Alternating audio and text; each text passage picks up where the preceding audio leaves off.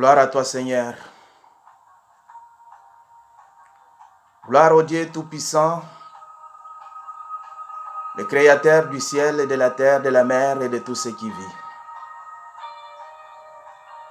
Lui qui a été, qui est et qui sera toujours le même. Lui qui n'a pas changé et qui ne changera jamais,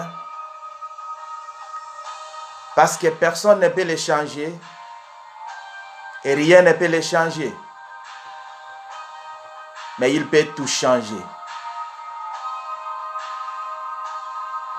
Père de grâce, ce matin, nous venons encore devant ta face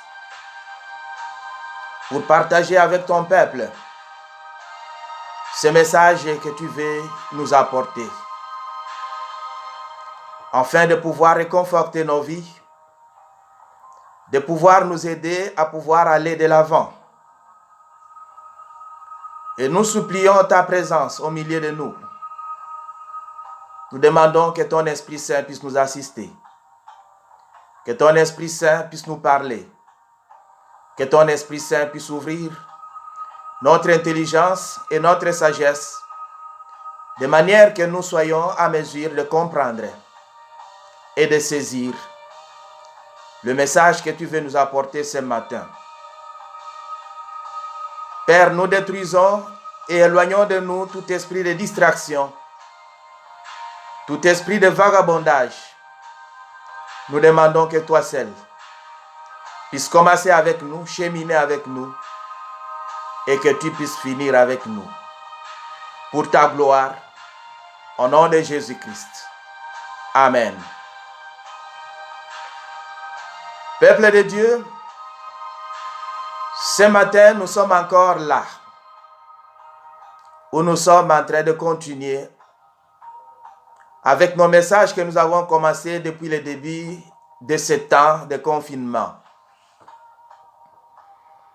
Le dimanche passé, nous étions en train de nous poser la question de savoir quelle était notre position après cet événement.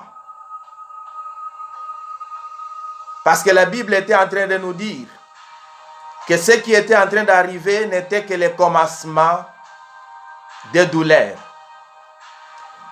Et alors, on s'est posé la question de savoir si cela n'est que le commencement. Il arrivera un moment où les douleurs vont se manifester réellement. Et on finira par arriver au temps où les douleurs doivent finir. Et alors notre question, c'était celle de savoir si Jésus-Christ pouvait revenir après ce moment ici. Dans quelle position nous trouverait-il? Est-ce que nous nous sommes préparés réellement pour que quand Jésus-Christ arrive, il nous trouve prêts? C'est une des questions que nous nous sommes posées. Et nous avions invité, exhorté les personnes qui n'ont pas encore pris le temps de pouvoir se préparer à pouvoir accepter Jésus-Christ comme Sauveur et Seigneur. Parce que s'il arrive et nous trouve tels que nous sommes, notre sort est déplorable. Ce matin, nous revenons avec un autre message. C'est une question que nous sommes en train de nous poser. Esclaves? Oui, nous sommes esclaves. Mais alors, la question que nous sommes en train de nous poser, c'est celle de savoir de qui nous sommes esclaves. Ou encore, de quoi nous sommes esclaves. Parce que nous allons nous rendre compte, en développant notre message, que chacun de nous est censé être esclave de quelqu'un. Chacun de nous est censé d'être esclave de quelque chose. Mais alors, la question que nous sommes en train de nous poser ce matin, c'est celle de savoir si nous sommes esclaves, de qui nous sommes esclaves. Parce que vous allez vous rendre compte que dans notre vie, nous avons chacun un choix à faire. Le choix de la vie. Il est vrai qu'il y a des situations qui sont les situations de fait. C'est-à-dire que nous sommes nés et nous nous sommes retrouvés dans une situation. Et même quand il s'agit de situations de fait, nous, comme enfants de Dieu, nous avons l'obligation de l'accepter, continuer dans cette situation-là, ou encore de la refuser. Chercher à changer cette situation-là. Il y a des situations qui ne dépendent pas de nous. Des situations que les autres nous imposent. Mais il y a aussi, et surtout, même dans cette imposition-là, il y a quelque part notre volonté qui doit jouer, qui doit intervenir pour accepter la situation imposée ou bien la refuser. Quand nous allons dans Proverbes, chapitre 22, au verset 7, la Bible nous dit ceci: les riches dominent sur les pauvres, et celui qui emprunte est l'esclave de celui qui prête. Les riches dominent sur les pauvres, et celui qui emprunte est l'esclave de celui qui prête. Quand nous devons analyser cette situation, nous pouvons bien nous dire quelque chose. Que la situation qui est énoncée dans ce passage ici est une réalité naturelle. Parce que c'est Dieu qui le dit à travers ses serviteurs. Une réalité naturelle.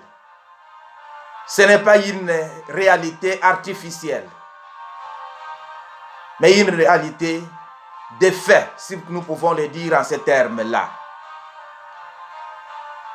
Mais malgré que ce soit une réalité naturelle, la loi et les prophètes les condamnent. La loi et les prophètes condamnent les oppresseurs.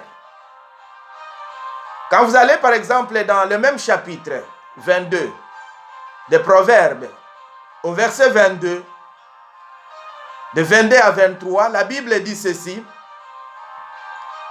ne dépouille pas les pauvres parce qu'il est pauvre, et n'opprime pas les malheureux à la porte, car l'Éternel défendra leur cause et il ôtera la vie à ceux qui les auront dépouillés. Ici, la Bible est en train de condamner l'oppression. Cette réalité naturelle, Dieu la condamne. Il nous demande de ne pas chercher à dépouiller les pauvres parce qu'ils sont pauvres. De ne pas chercher à opprimer les malheureux qui soient à notre porte. Parce que la Bible nous dit: l'Éternel défendra la cause du pauvre et il ôtera la vie à celui qui le dépouille. Clairement, nous sommes en train de voir là que l'Éternel n'est pas en train d'accepter l'oppression. C'est une situation de fait, mais que l'Éternel est en train de condamner. Il ne veut pas que nous puissions opprimer, que nous puissions dépouiller les pauvres parce qu'ils sont pauvres. Et quand on parle de la pauvreté ici, on ne voit pas seulement l'argent. Ça peut être une pauvreté intellectuelle. Quelqu'un qui n'a pas assez étudié. Et tu profites de sa situation, de l'ignorance. Tu profites de sa situation de faiblesse pour chercher à l'opprimer, pour chercher à le dépouiller encore. Et Dieu condamne cela. Dieu n'accepte pas cela. Dieu défendra la cause des pauvres. Parce que si nous opprimons les pauvres, c'est celui qui les a créés que nous sommes en train de chercher à combattre. Et si nous devons revenir au verset 7 que nous avons lu, nous sommes amenés à conclure quelque chose. Que nous avons le droit ou que nous avons le pouvoir de décider de pouvoir devenir esclave ou encore de pouvoir être libre. Si je dis que nous avons le pouvoir de décider, c'est parce que tout dépend de nous. L'oppresseur peut arriver, chercher à nous imposer quelque chose. Et nous avons le choix. Nous devons chercher à accepter ou encore à refuser ce que l'oppresseur est en train de chercher à nous imposer. Vous allez vous rendre compte que la Bible nous a dit que les riches dominent sur les pauvres et que celui qui emprunte est l'esclave de celui qui les prête. L'emprunteur ou celui qui emprunte est sous la domination ou encore est sous la dépendance de celui qui lui emprunte. Il est sous la dépendance de celui ou encore de son prêteur. Et nous pouvons bien dire que l'emprunteur est un esclave. Je sais que dans la vie, il y a des gens qui se réjouissent de vivre des dettes, qui se réjouissent de vivre des prêts. Mais est-ce qu'ils se sont déjà rendus compte qu'ils deviennent d'une manière ou d'une autre esclaves de leurs prêteurs? D'une manière ou d'une autre, nous pouvons être esclaves. On peut être esclave de quelqu'un d'autre, comme nous pouvons être même esclaves de nous-mêmes.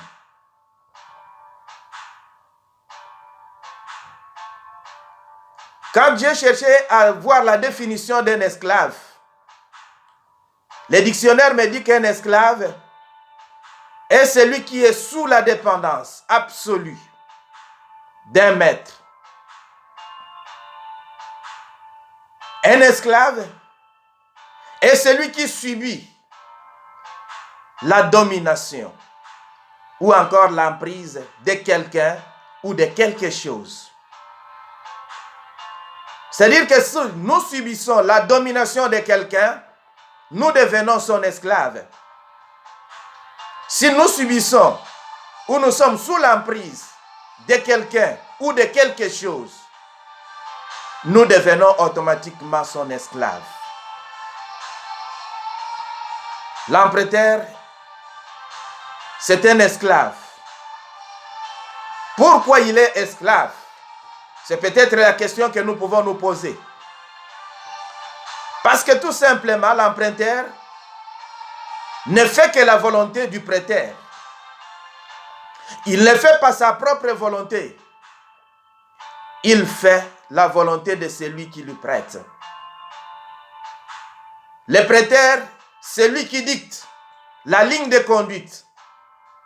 C'est lui qui dit comment est-ce que tu peux utiliser ce qu'il t'a prêté. Vous allez vous rendre compte que l'emprunteur vit un certain conditionnement. Il est conditionné. Quand nous apprenons chaque jour que les pays soi-disant pauvres vont chercher des prêts auprès des pays développés, vous allez vous rendre compte qu'il arrive que les pays qui vous prêtent l'argent vous imposent même les gens qui doivent travailler avec vous pour utiliser cet argent-là. Ils peuvent même vous imposer les domaines dans lesquels vous devez utiliser cet argent-là. Il vous dit, je suis en train de vous prêter 15 millions, mais ces 15 millions, vous devez les utiliser dans les domaines de l'enseignement, par exemple. Il vous prête et c'est lui qui vous dicte la ligne de conduite. C'est lui qui vous dit comment est-ce que vous devez utiliser cet argent-là. Et l'emprunteur ne peut qu'obéir.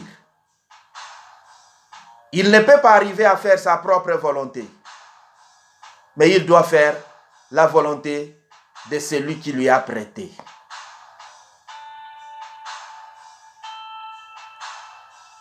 L'emprunteur, si je dois utiliser l'expression d'un ami journaliste qui a toujours dit que celui qui couche sur la natte d'autrui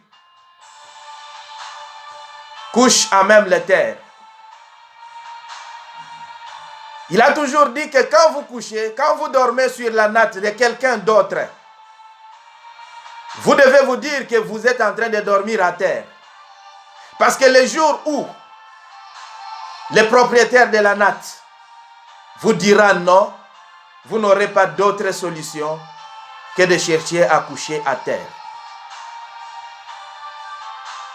Comme pour arriver à dire que celui qui vit de près, celui qui vit des dettes, ne vit pas selon sa volonté, mais il vit conditionné par celui qui lui fait ces prêts-là. Parce que le jour où il dira non, vous n'aurez pas où trouver et peut-être que vous serez obligé d'aller voler.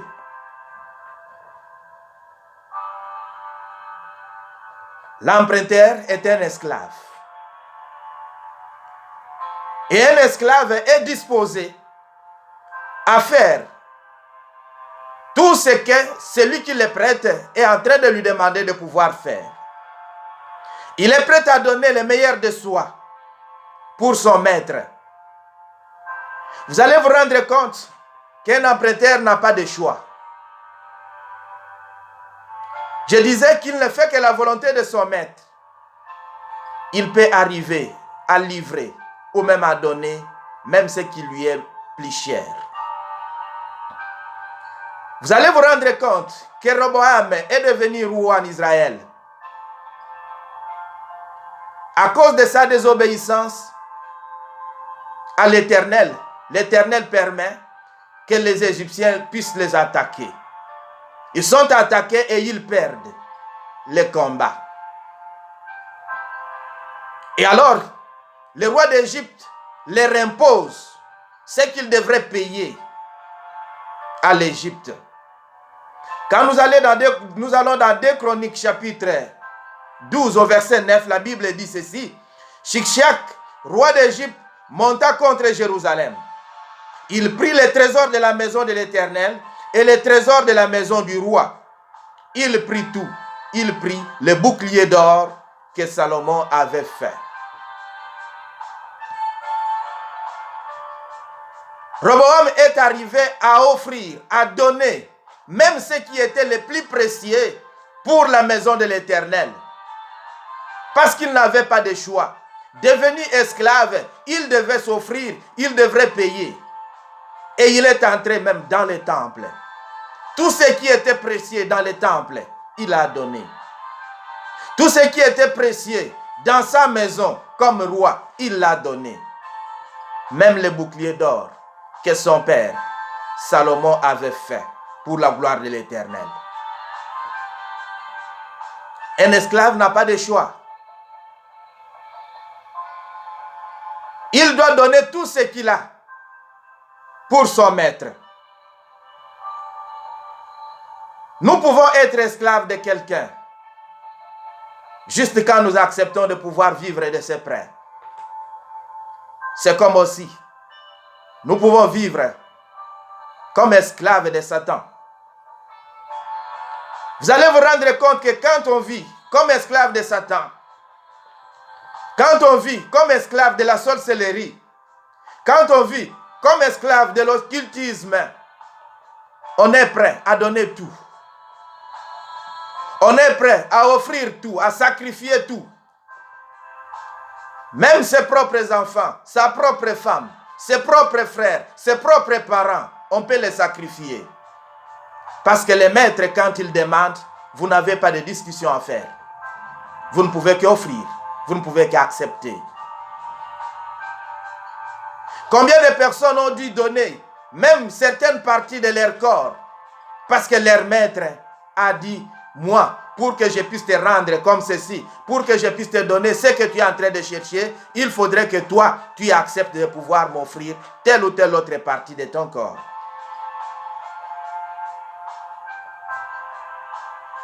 De qui tu es esclave? De qui tu es esclave?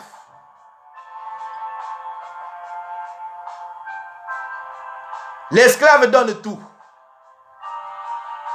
L'esclave ne discute pas. L'esclave accepte tout. Parce que vous allez vous rendre compte que l'esclave, lui, du fait qu'il vit à dépendance de l'autre, il n'est pas indépendant. Il se dit, si je peux dire non, je serai obligé de pouvoir croupir dans la misère. Vous allez vous rendre compte que nos présidents africains sont en train de vivre un certain esclavagisme d'une manière ou d'une autre. Parce qu'ils vont chercher à trouver des prêts à l'Occident, à l'Orient, de l'autre côté du monde. C'est ici leur impose n'importe quoi. Combien de présidents ont accepté que les déchets toxiques qui sont refusés ici vont être jetés en Afrique parce que tout simplement, il y a leurs maîtres qui disent, pour que je puisse te donner ces fonds, il faudrait que tu prennes ces déchets et que tu ailles jeter ça dans ton pays. Ils sont prêts à sacrifier la population. Ils sont prêts à sacrifier le peuple qui leur a donné leur vote. Tout simplement parce qu'ils sont esclaves quelque part. Ceux qui arrivent au pouvoir d'une manière ou d'une autre sont limités, ne peuvent pas agir comme il fallait agir, parce que tout simplement, ceux qui les ont placés au pouvoir leur ont donné des limites. Voilà là où tu peux t'arrêter. Voilà ce que tu peux faire et ce que tu ne dois pas faire. Esclave ne fait que la volonté de son maître. Certaines personnes se sont faites même esclaves de certains serviteurs ou encore soi-disant serviteurs. C'est que la Bible appelle de faux docteurs ou encore de faux serviteurs. Il y a des femmes dans des familles. Il y a des enfants dans des familles. Il y a des pères dans des familles qui ne font plus leur propre volonté, mais qui font la volonté des serviteurs de Dieu, des soi-disant serviteurs de Dieu. La Bible peut bien nous dire, dans 2 Pierre chapitre 2, au verset 19, ils leur promettent la liberté quand ils sont eux-mêmes esclaves de la corruption. car chacun est esclave de ce qui triomphe de lui. Chacun est esclave de ce qui a triomphé de lui. Plusieurs familles aujourd'hui sont en train de se détruire, en train de se déchirer. Parce que la femme est peut-être plus obéissante à son serviteur ou encore à son pasteur qu'à son mari à la maison. Les enfants écoutent beaucoup plus les dirigeants de leur église que leurs parents à la maison. Tout ce qui est imposé, tout ce qui est demandé, même si on se rend compte que cela est mauvais, mais du fait que cela est sorti d'un soi-disant serviteur, on obéit. Mais on refuse ce que les parents, ce que les autorités familiales peuvent arriver à demander. Esclavagisme. Parce qu'aujourd'hui, même dans l'église, certains serviteurs ont fait de leurs fidèles des esclaves.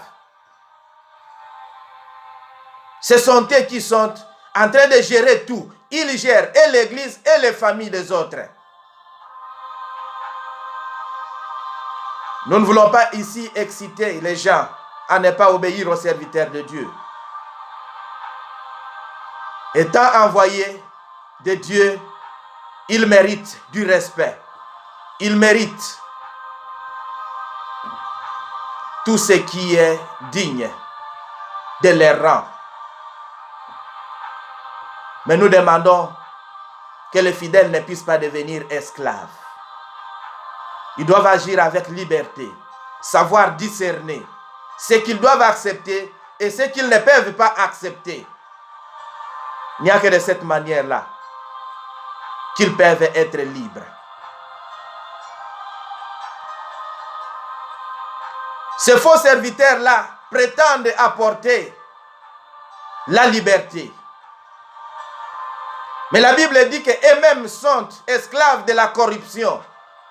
C'est pour arriver à dire que si on n'est pas esclave de quelqu'un, si on n'est pas esclave de Satan, on peut être même esclave de la corruption. Parce qu'il y a des gens qui vivent de la corruption. Et vous savez qu'il y a même certains serviteurs qui sont devenus esclaves de leurs fidèles.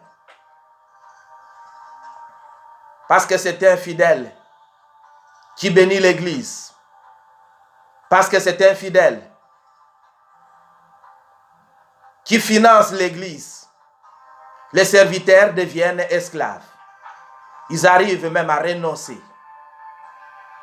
à faire leur mission, à accomplir leur mission comme il fallait, parce qu'ils doivent satisfaire les désirs de leur maître. Ils arrivent si facilement à changer de message, ou encore à oindre les messages, à oindre les péchés, parce qu'ils doivent satisfaire les désirs de leur maître. Ils sont devenus esclaves des fidèles, parce que les fidèles sont en train de financer l'église. Ça ne doit pas être ainsi.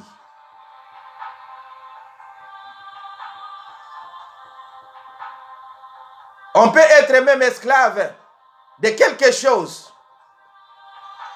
Parce que la Bible nous a dit, dans 2 Pierre, que chacun est esclave de ce qui a triomphé de lui. Qu'est-ce qui a triomphé de toi? Qu'est-ce qui domine en toi?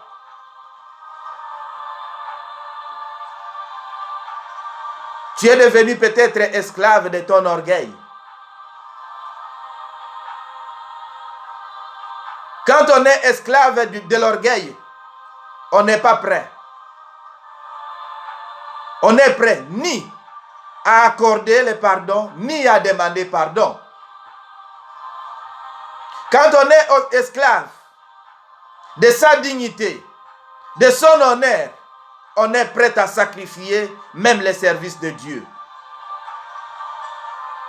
Combien de familles, à cause de leur dignité, à cause de leur honneur, ont accepté que leurs filles puissent avorter, tout simplement parce qu'ils se sont dit, notre dignité ne doit pas être gâtée. Combien d'églises qui ont cherché à cacher leur dignité, qui ont cherché à cacher leur honneur, ont béni les mariages dans lesquels ils savaient déjà que la femme était déjà enceinte. Dans la précipitation, pour se dire, pour tromper la vigilance, on va bénir un mariage. Parce qu'on ne veut pas qu'on dise, dans cette église-là, les femmes sont engrossées en dehors du mariage.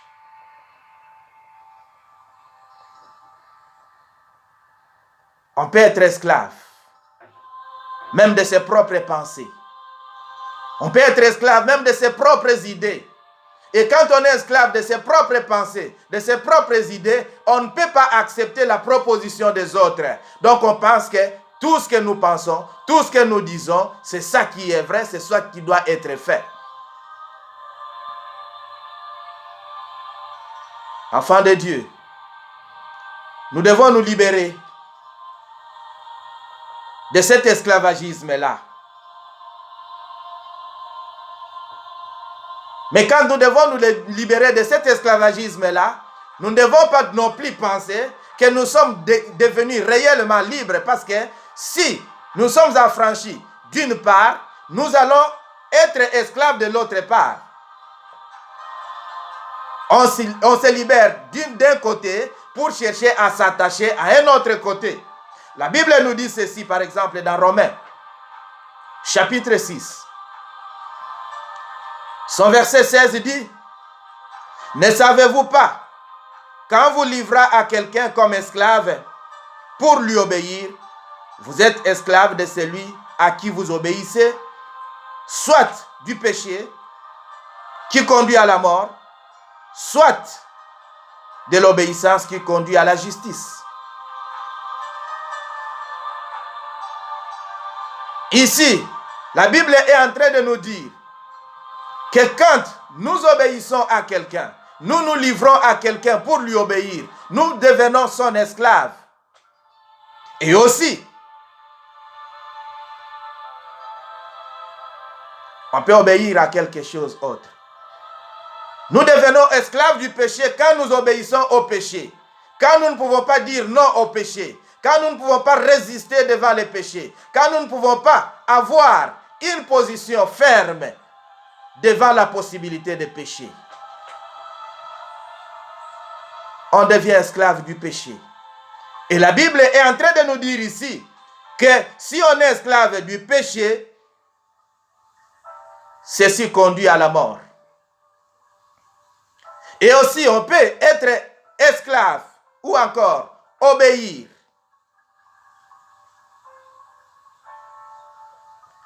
à la justice. Quand nous sommes esclaves de l'obéissance, ceci nous conduit à la justice. Mais quand vous allez lire le verset 22, d'abord le verset 18, toujours de ce chapitre 6 de Romains, la Bible nous dit, ayant été affranchis du péché, vous êtes devenus esclaves de la justice. C'est-à-dire que quand nous sortons de l'esclavagisme du péché, quand nous sommes affranchis du péché, nous devenons esclaves de la justice. Cela veut dire que quand nous nous libérons d'un esclave et que nous nous attachons à quelque chose d'autre ou encore à quelqu'un d'autre, il faudrait que nous puissions faire ce que ce quelqu'un d'autre recommande. Le verset 22 va nous dire quelque chose. Maintenant, étant affranchis du péché et devenus esclaves de Dieu, vous avez pour fruit la sainteté et pour fin la vie éternelle. L'esclavagisme que nous nous imposons par rapport à la justice, quand nous acceptons de devenir esclaves de la justice, il y a un prix. Nous devenons esclaves de Dieu. Et nous devons produire des fruits.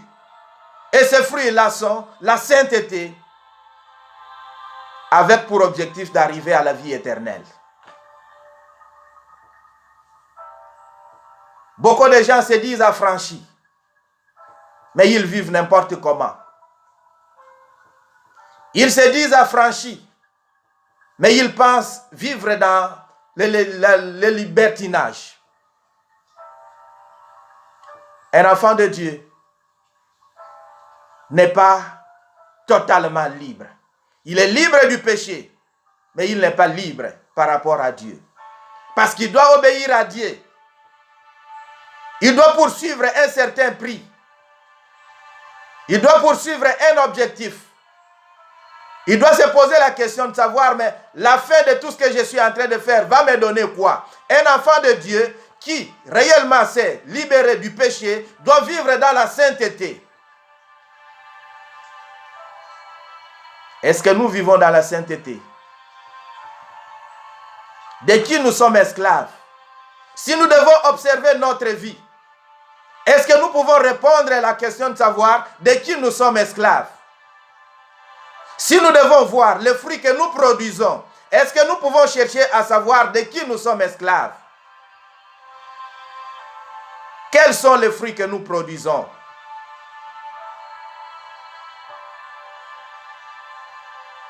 Quels sont les fruits que nous produisons? Et quelle est la fin que nous sommes en train de poursuivre?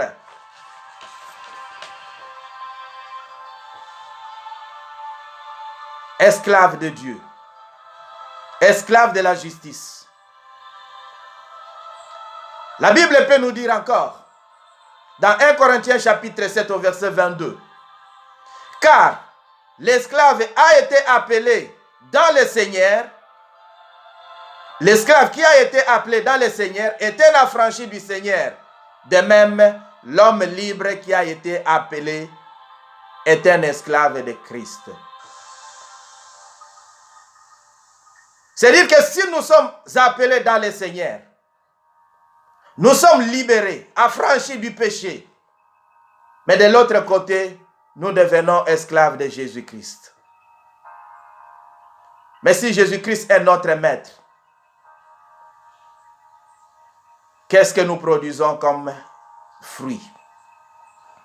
Comment est-ce que nous devons mener notre vie? Comment est-ce que nous pouvons dire que Jésus-Christ est notre maître quand nous sommes en train de mener une vie qui ne plaît pas à Jésus, mais une vie qui plaît à Satan? La Bible nous dit que nul ne peut servir deux maîtres. Est-ce que réellement tu as été affranchi du péché? Si oui, est-ce que tu es réellement devenu esclave de Jésus-Christ?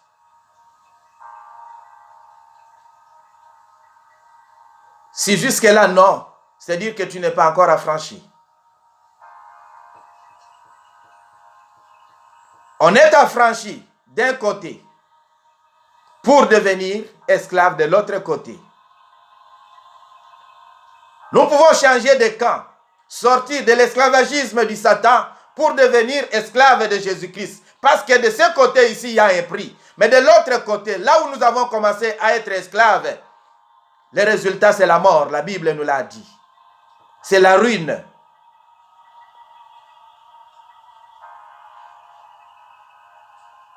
Mais nous devons chercher à savoir quelque chose, peuple de Dieu.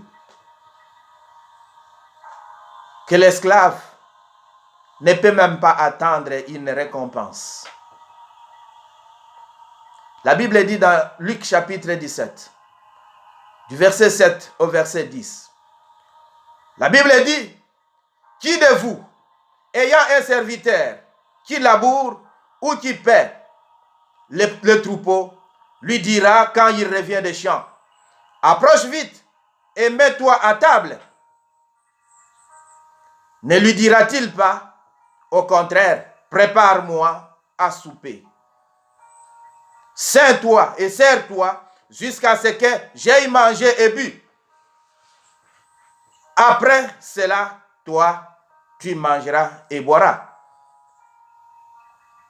Doit-il de la reconnaissance à ce serviteur parce qu'il fait ce qui lui était ordonné?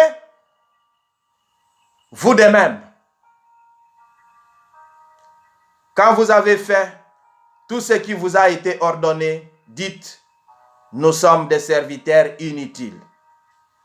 Nous avons fait ce que nous devrions faire. Ici, la Bible est en train de nous dire, c'est Jésus-Christ qui parle ici. Il dit, mais quel est celui qui, parmi vous, a un serviteur qui travaille? Et quand celui-ci revient du champ, il va lui dire, alors tu es fatigué, tu peux d'abord te reposer, tu peux d'abord manger, tu peux d'abord dormir et après tu viendras me servir. Mais par contre, ce que l'on dit, c'est toujours tout simplement, même si tu es fatigué, va d'abord préparer pour moi, que je puisse manger, que je puisse boire.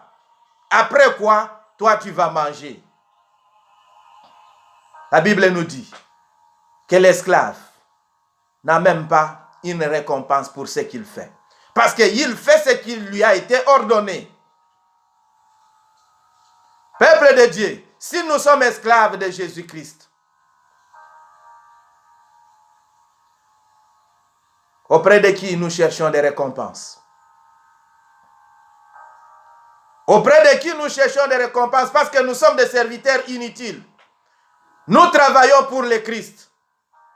Notre maître, c'est lui. C'est lui qui doit penser à nous. Pourquoi est-ce que nous devons nous acharner sur les autres?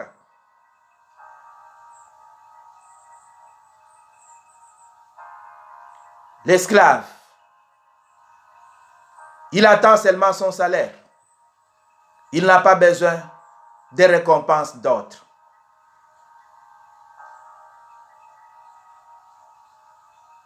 Ici, c'est la Bible qui le dit. Un esclave n'est pas différent d'un enfant. Un enfant qui est héritier. La Bible nous le dit. Que aussi longtemps que l'héritier est enfant, je dis qu'il ne diffère pas ou qu'il ne diffère en rien d'un esclave. Quoi qu'il soit, le maître de tout. Maître de tout, mais il ne diffère pas d'un esclave parce que tout simplement, il est encore un enfant.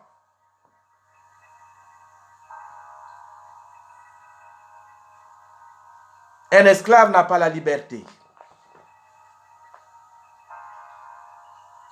Un esclave n'a pas la liberté. Aujourd'hui, nous, comme serviteurs de Dieu, nous sommes en train de chercher tout. Nous cherchons à vivre au-dessus de tout le monde. Il y a même de ceux qui ont négligé, qui ont abandonné les ministères. Parce qu'ils étaient en train de compter sur leurs maîtres. Et leurs maîtres les ont déçus. De qui tu es esclave? Est-ce que tu es esclave du péché? Est-ce que tu es esclave de Jésus-Christ? Est-ce que tu es esclave de quelqu'un?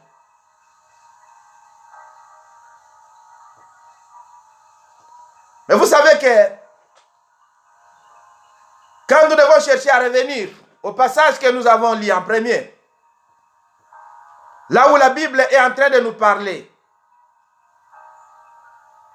du riche qui domine sur les pauvres. Vous savez que nous pouvons, nous, devenir, nous, maîtres.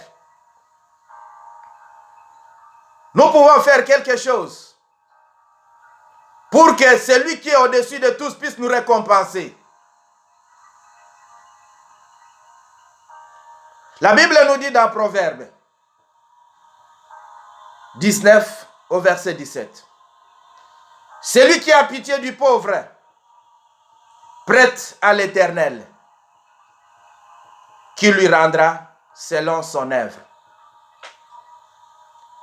Parfois, nous nous posons la question de savoir, mais les autres sont des maîtres. Moi, comment est-ce que je peux devenir maître? Moi, comment est-ce que je peux obtenir la récompense? Si je ne peux pas accepter de faire ceci ou de faire cela, comment est-ce que je peux vivre? Comment est-ce que je peux arriver à résoudre tel ou tel autre problème?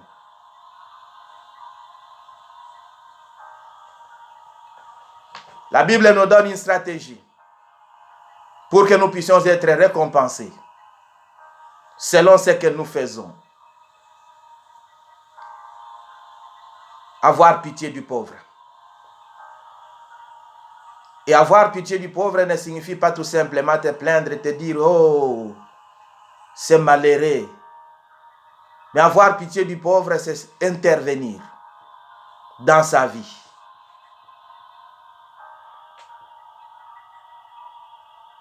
Mais tous ceux qui sont en train d'opprimer les pauvres, la Bible nous a dit que l'Éternel leur ôtera la vie. Mais si toi tu veux vivre éternellement, il est temps de pouvoir faire les choix. Qui choisit-il de servir? Qui choisit-il de servir? Est-ce un homme? Je ne dis pas que nous ne pouvons pas travailler avec les hommes. Parce que si Dieu les a bénis, c'est pour que ce qu'ils ont puissent servir aux autres. Quand nous allons travailler, nous faisons ce qui nous est ordonné, nous obtenons notre salaire. Nous ne sommes pas esclaves de ces gens-là. Mais quand nous cherchons à vivre de près, quand nous cherchons à vivre des dettes, nous allons chercher à mendier auprès des autres. Nous devenons leurs esclaves. Vous savez que quand on est en train de mendier, on peut arriver, même celui qui est votre petit frère, votre petite sœur, vous pouvez l'appeler grande, tout simplement parce que vous voulez obtenir quelque chose. Vous êtes prêt à faire tout, à donner tout. Vous pouvez même vous agenouiller devant lui. Parce que vous avez besoin de vivre. Vous connaissez bien l'histoire d'Ésaü et son frère Jacob. Jacob est devenu le maître. Tout simplement parce que Ésaü n'a pas pu accepter de rester ou encore de demeurer esclave de Dieu pour obtenir son héritage, pour obtenir tous les droits qu'il avait. Mais à cause de la nourriture, il a cédé. Et il devrait servir son frère. Enfants de Dieu, ce matin, je viens vous exhorter.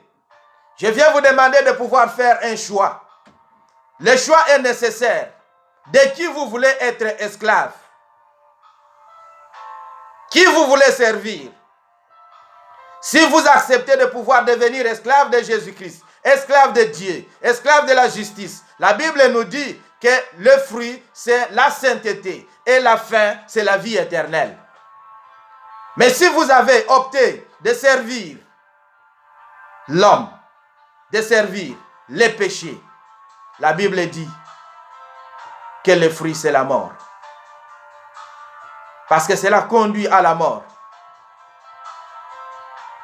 Sortez du péché. Sortez de l'esclavagisme des autres. Déclarez votre liberté. Réclamez-la. Mais n'allez pas réclamer la liberté comme les pays africains ont réclamé la liberté. Ils ont demandé l'indépendance, mais ils continuent à vivre à la dépendance des autres. Malgré tout ce qu'ils ont. Et si ici je peux même revenir à l'exemple de l'enfant héritier qui est maître de tout, mais qui vit comme un esclave. Nous pouvons parler même de ces pays qui ont de grandes richesses. Ils ont tout. Ils sont maîtres de leurs richesses, mais ils vivent comme des esclaves dans leur propre terre. Ils vivent comme des esclaves dans leur propre pays. Ce sont les autres qui s'imposent, tout simplement parce que les autorités acceptent de pouvoir soumettre toute la nation à l'esclavagisme des autres. Peut-être que tu as soumis aussi ta famille à l'esclavagisme. Il est temps de sortir. Il est temps de réclamer ta liberté. Jésus-Christ t'attend de l'autre côté, avec toutes les récompenses, avec toutes les bénédictions. À toi de pouvoir choisir. Choisis Jésus-Christ. Tu vivras. Renonce à ton pacte avec le diable. Renonce à ton pacte avec le péché. Parce que pour certains, le péché, c'est ça la vie. S'il n'a pas péché, il ne se sent pas bien. Ils sont devenus esclaves du péché. Renonçons, renonçons. Devenons esclaves de la justice. Devenons esclaves du bien. Et devenons ennemis du péché. Ennemis du mal. Et nous vivrons.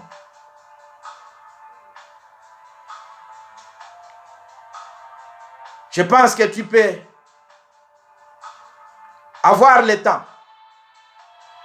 Tu as encore le temps, d'autant plus que tu es vivant. Tu as encore le temps de pouvoir te libérer. Tu as encore le temps de pouvoir réclamer ta liberté. De pouvoir accepter de devenir esclave de Jésus-Christ. De pouvoir accepter de devenir un serviteur inutile. Mais quand on parle de serviteur inutile ici, parce que c'est lui que l'on sert, le Dieu Tout-Puissant ne laisse pas même les serviteurs inutiles bredus. Il les comble de ses biens. Il les comble de ses bénédictions.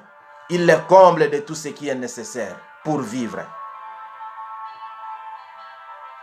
Il l'aide à sortir de la dépendance des autres. Il est temps, mon frère. Il est temps, ma sœur. Là où tu es, dans ta propre chambre, dans ta propre maison, tu peux prendre une décision. Tu sais de qui tu es esclave. Tu sais qui sert. Qui tu sers. Tu le sais. Et tu as encore le temps de pouvoir changer. De pouvoir sortir ta famille. De pouvoir sortir ta nation de l'esclavagisme. Et enfin de pouvoir assurer la vie éternelle, qui est la fin de l'obéissance, qui est la fin de l'esclavagisme que nous acceptons auprès de Dieu. Nous allons prier pour finir notre temps. Père de grâce, merci une fois de plus pour ce temps. Merci pour ce jour, merci pour cette occasion. Merci pour ce rappel. Et je suis en train de confier entre tes saintes mains ton peuple qui nous a écoutés ou qui nous écoutera. Éternel Dieu de bonté, je demande que toi seul puisses disponibiliser chacun d'eux à pouvoir, éternel Dieu de bonté, prendre une décision. De pouvoir sortir de l'esclavagisme du diable, de l'esclavagisme des autres et de pouvoir devenir tes esclaves. Parce qu'en devenant tes esclaves, nous avons la vie. Jésus-Christ pouvait dire, vous n'êtes plus serviteurs, mais vous êtes mes amis. Quand nous devenons tes esclaves, nous ne sommes pas réellement esclaves, mais nous sommes tes enfants. Accepte donc que nous puissions l'être. Accepte donc que nous puissions prendre une décision. Bénis tout ton peuple. Bénis Yahweh de papa chacun, dans sa maison, dans sa nation. Bénis leurs projets. Bénis tout ce qu'ils entreprennent. Dans le nom de Jésus-Christ, nous t'avons prié et nous pouvons te dire Amen. Que Dieu vous bénisse.